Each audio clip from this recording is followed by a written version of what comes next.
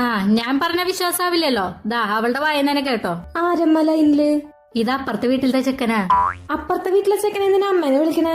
എല്ലാത്തിനും ഒരു കാരണുണ്ട്. എന്ത് കാരണം? ഒന്ന് പോയമ്മ. അത് പോട്ടെ, നിനക്ക് അവന് ഇഷ്ടാണ്. എന്തമ്മ അവനെ ഫോണിൽ വെച്ചിട്ട് ഇങ്ങനെയൊക്കെ സംസാരിക്കണേ? അമ്മോടല്ലേ പറയുന്നേ, പറ. ഇഷ്ട.